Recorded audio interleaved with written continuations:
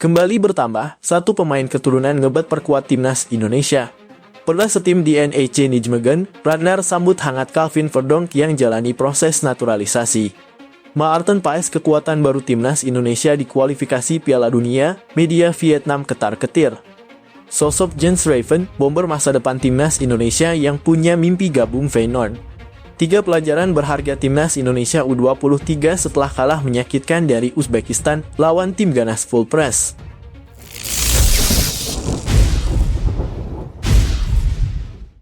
Kembali bertambah, satu pemain keturunan ngebat perkuat timnas Indonesia.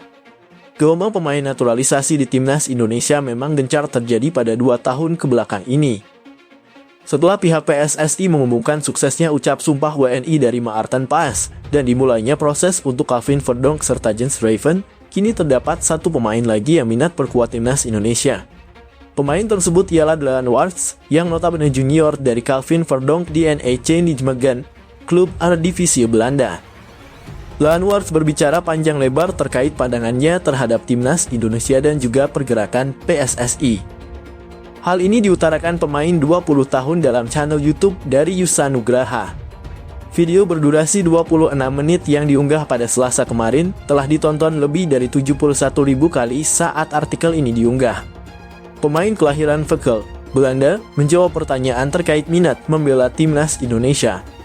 Pemain yang berposisi sebagai bek kanan itu mengutarakan keterbukaannya, namun pihak PSSI belum menghubungi Daan Wart secara intim. Kalau dari PSSI belum, tapi kalau iya, saya akan terbuka untuk itu. Bagi saya, sangat senang bisa membela timnas Indonesia, katanya. Adapun salah satu hal yang membuat Daan Wart tertarik ialah dari animo supporter timnas Indonesia.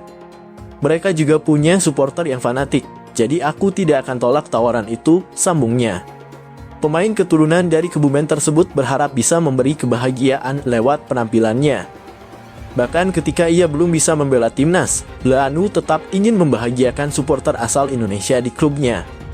Bagi Dlaanu, membela Indonesia merupakan kebanggaan sebagai pemain.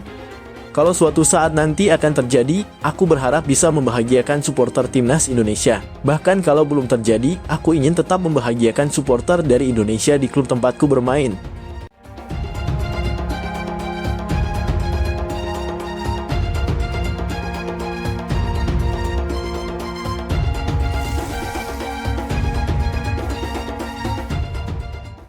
Pernah setim di NEC Nijmegen, Radnar sambut hangat Calvin Verdonk yang jalani proses naturalisasi.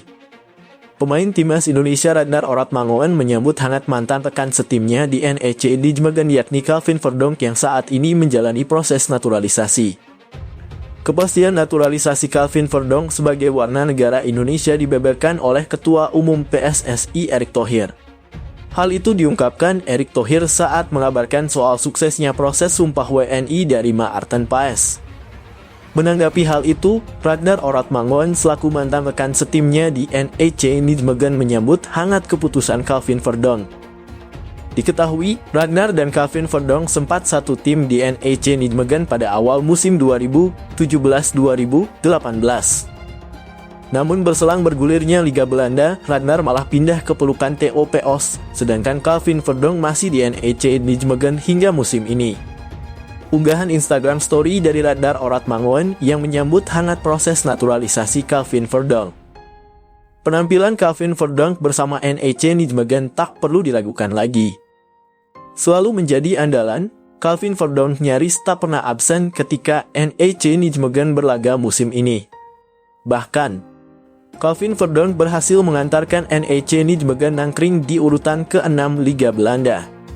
Di atas klub Tom Haye SC Heerenveen yang berada di urutan ke-10 dan Radnar Oratmangoen Fortuna Sittard urutan ke-12. Adapun nama Calvin Verdonk bukanlah wajah baru soal rumor pemain naturalisasi timnas Indonesia. Bahkan pelatih Shin Tae-yong telah mengkonfirmasi sebelumnya bahwa Calvin akan bergabung. Kini, omongan dari Shin Tae-yong makin dekat dengan pembuktian, di mana kedatangan pemain bek kiri itu untuk memulai proses naturalisasinya.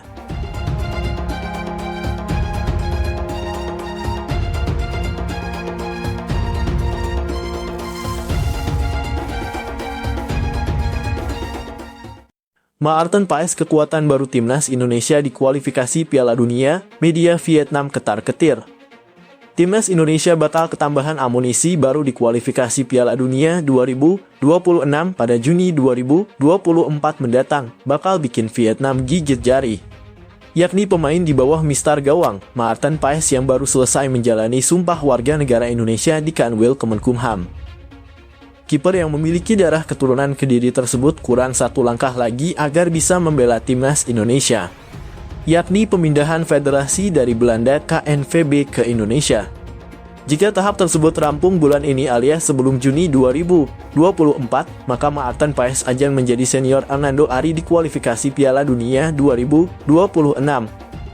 Kiper yang kini bermain untuk FC Dallas tersebut mengaku siap diturunkan pada Juni 2024 mendatang. Saya rasa bangsa ini layak untuk berada di Piala Dunia, dan itu adalah target utama saya dan bermain sebanyak mungkin, serta memberikan dampak bagi timnas di dalam dan di luar lapangan. Karena saya juga ingin menjadi contoh teladan bagi generasi yang lebih muda, jelas Paes dikutip dari situs PSSI. Jika masalah perpindahan federasi rampung, Maarten Paes kemungkinan besar akan dipanggil Shin Tae-yong untuk dua laga penting, yakni menjamu Irak dan laga pamungkas kontra Filipina.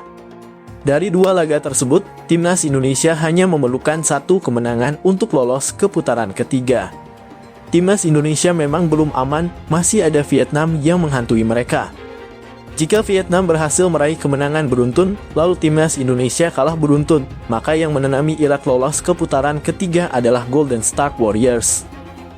Tambahan kekuatan yang dilakukan timnas Indonesia secara tidak langsung memberikan tekanan kepada Vietnam.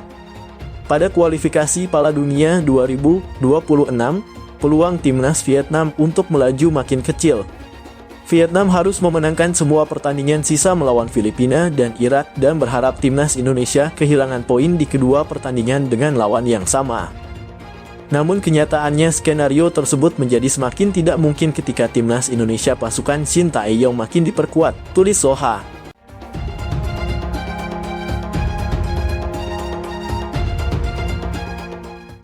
Tiga pelajaran berharga timnas Indonesia U23 setelah kalah menyakitkan dari Uzbekistan lawan tim ganas full press. Timnas Indonesia U23 mendapatkan banyak pelajaran berharga setelah mengalami kekalahan yang menyakitkan dari Uzbekistan U23 pada babak semifinal Piala Asia U23 2024. Dalam pertandingan yang berlangsung di Stadion Abdullah bin Khalifa, timnas Indonesia U23 harus tumbang setelah digulung 2 gol tanpa balas oleh Uzbekistan. Skuad Garuda Muda sejatinya bisa unggul terlebih dahulu lewat sontekan Muhammad Ferrari pada menit ke-63. Sayangnya, gol ini dianulir oleh wasit setelah mengecek tayangan ulang dari video assistant referee. Sementara itu, 2 gol yang dilesakan oleh skuad White Wolves pada pertandingan ini diciptakan oleh Kanor Chaaf dan gol bunuh diri Pratama Arhan. Dari analisis pengamat, ada beberapa pelajaran berharga yang seharusnya bisa dipetik timnas Indonesia U23. Mantan pelatih Persik Kediri, Aris Budi Sulistyo, menilai bahwa penampilan timnas Uzbekistan U23 memang sangat agresif pada laga ini. Garuda Muda tak bisa keluar dari tekanan lawan yang tinggi. Jalur progresi bola telah ditutup rapat oleh skuad White Wolves. 2 gelandang di lini tengah, Ivar Jenner dan Nathan Chuaon tak leluasa untuk membantu skema build-up Garuda Muda karena pressing ketat dari Uzbekistan. Untuk permainan melawan Uzbekistan ini, timnas Indonesia U23 memang berada di bawah permainan-permainan sebelumnya. Pressure yang ketat dari Uzbekistan membuat timnas U23 tidak bisa berkembang, kata Aris Budi. Lelaki yang ikut mengantarkan Persik Kediri menjuarai Liga Indonesia 2003 sebagai pemain itu mengakui performa individu para pemain timnas Indonesia U23 memang mengalami penurunan. Deretan nama andalan yang kerap menjadi ancaman masih kesulitan. Marcelino Ferdinand dan Witan Sulaiman, misalnya, masih sangat sering kehilangan bola. Ini menyulitkan skuad Garuda Muda saat melakukan serangan balik. Jika kemarin Nathan Chuaon bermain sangat cantik dan bagus, tadi tidak terlihat sama sekali. Begitu juga dengan Marcelino ataupun Witan, mereka selalu kehilangan bola. Cepat sekali kehilangan bola, lanjutnya. Aris Budi mengakui, Uzbekistan memang memiliki permainan yang lebih baik dan matang ketimbang Indonesia.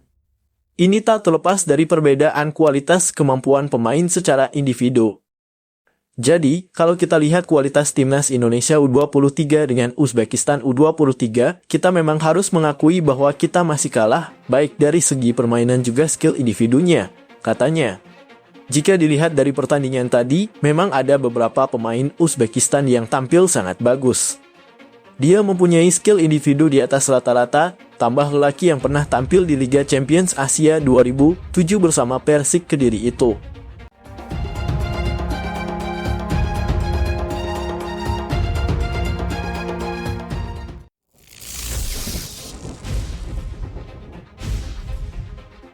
Jika jadi peringkat ketiga Piala Asia U23, timnas Indonesia U23 bisa segrup dengan Argentina dan lawan Mikhailo Mudryk di Olimpiade Paris.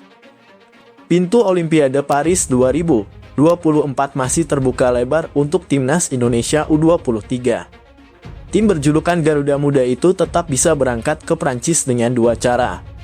Pertama, lewat jalur peringkat ketiga Piala Asia U23 2024. Kedua, melalui babak play-off antar konfederasi Olimpiade Paris.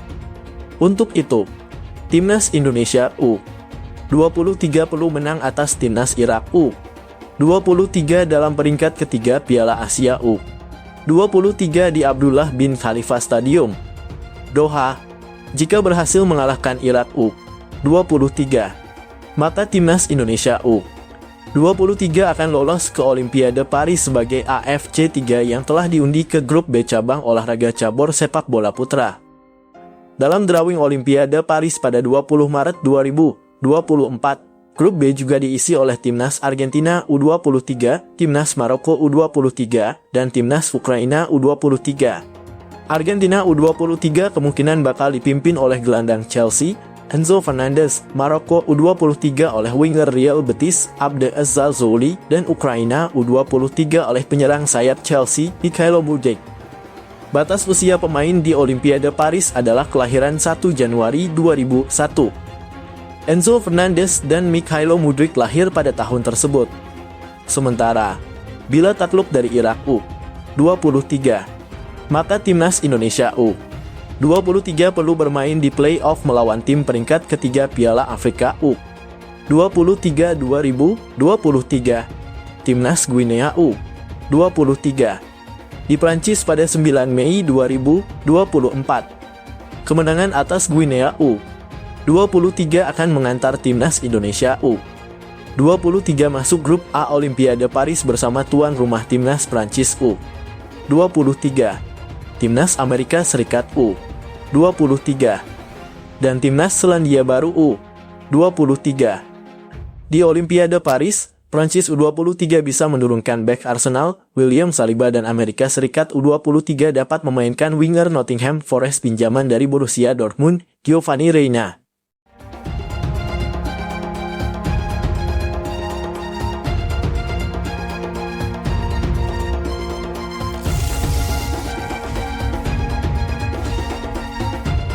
Piala Asia U23 2024 timnas Indonesia U23 bisa panggil Elkan Bagot plus 3 pemain senior jika ke Olimpiade, Gas J. Idzas, Hom Haye, dan Radar Oratmangoen.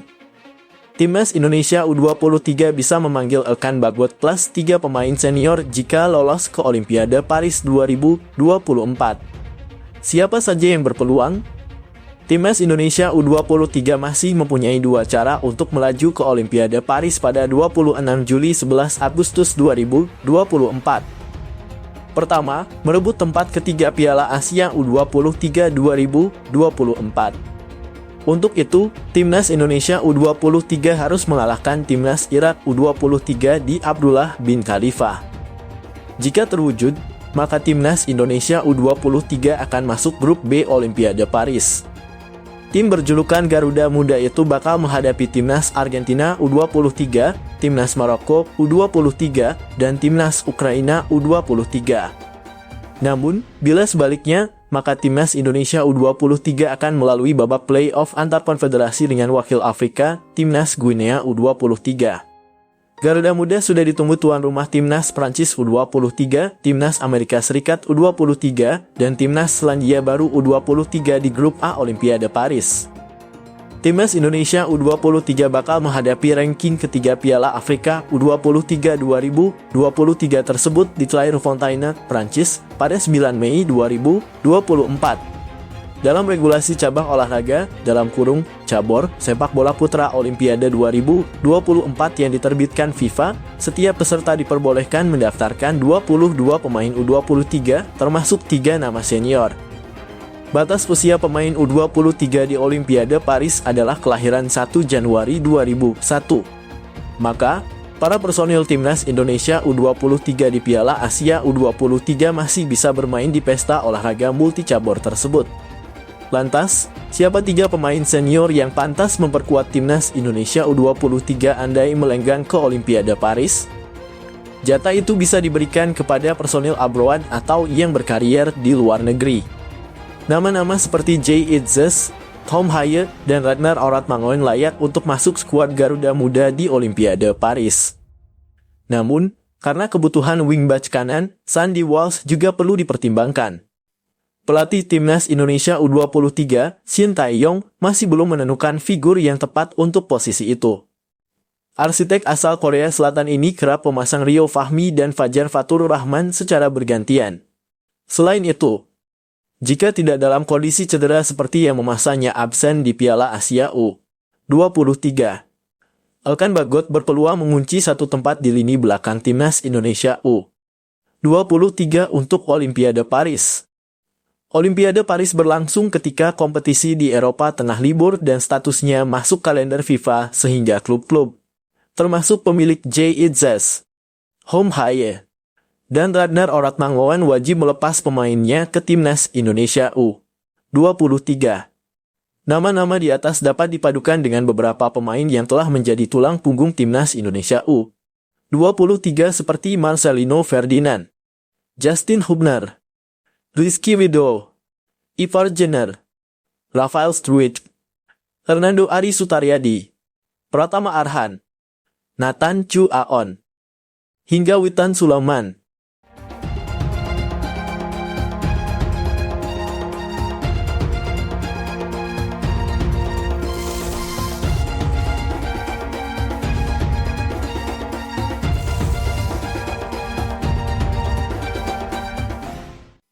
Sosok Jens Raven, bomber masa depan timnas Indonesia yang punya mimpi gabung Feyenoord.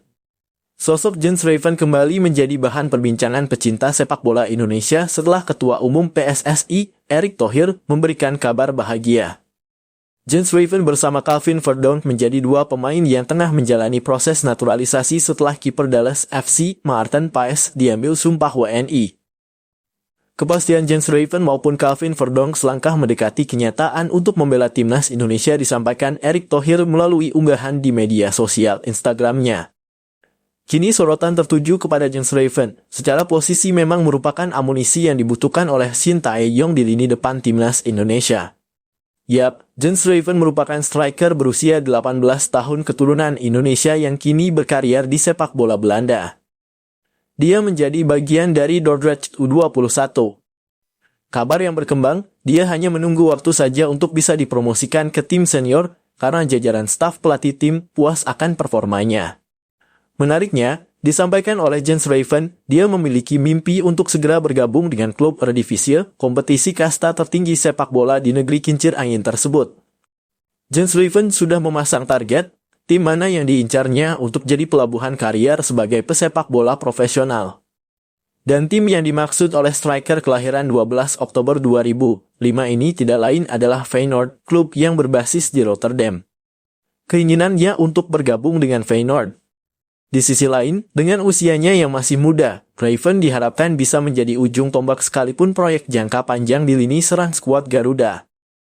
Sejauh ini, timnas Indonesia memiliki bomber yang sudah terbukti kualitasnya seperti Rafael Struijk maupun Ragnar Oratmangoen. Kendati Raven terbilang masih terlalu muda untuk segera mendapatkan debut di timnas senior jika rampung proses naturalisasi dan sumpah WNI, namun apapun bisa terjadi. Mengingat Shin Tae-yong tidak pernah berpatokan soal usia dalam pemilihan pemain.